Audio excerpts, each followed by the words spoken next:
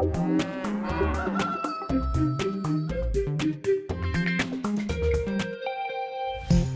monde sans vaches, ça serait comment? Bonjour Charlotte.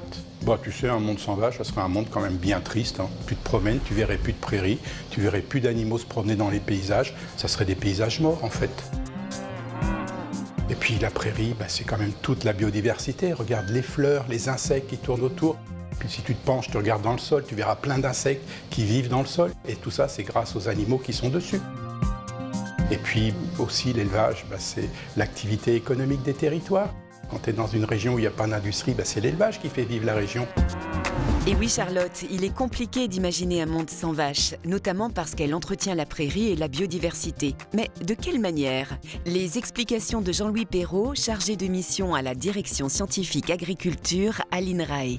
La vache entretient la prairie en broutant. Et en broutant, elle choisit certains morceaux d'herbe, certaines fleurs, pas d'autres. Alors tu vas me dire, oui, mais on pourrait garder la prairie et puis faucher à la place des animaux. Non, ça ne serait pas pareil, parce que la fauche, on coupe tout d'un coup. L'animal choisit. Et puis l'animal, tu sais, sa prairie, c'est son assiette, et il a la bonne idée de mettre ses bouses dans son assiette. Et du coup, derrière, il y a plein d'insectes qui vont travailler sur ces bouses, se nourrir et redévelopper de la biodiversité. Et puis enfin, l'éleveur, parce que l'éleveur, il conduit son troupeau sur ses parcelles pour bien gérer l'ensemble du système. Et c'est bien cet ensemble-là, l'éleveur, ses animaux et la prairie, qui font qu'on a aujourd'hui de beaux paysages et qu'on essaye de les maintenir.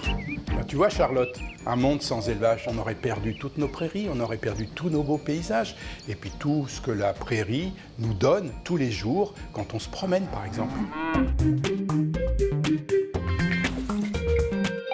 Des viandes bien élevées, ce sont des viandes dont l'élevage et l'agriculture permettent d'entretenir les 700 000 km de haies qui sont présentes sur nos territoires. Des haies qui contribuent à l'esthétique de nos paysages ruraux, tout en abritant une impressionnante biodiversité végétale et animale. L'élevage herbivore, ce sont aussi 12,5 millions d'hectares de prairies valorisées qui participent à la préservation de l'environnement et au stockage de carbone dans les sols. Et oui, l'élevage bovin herbager mérite vraiment d'être connu.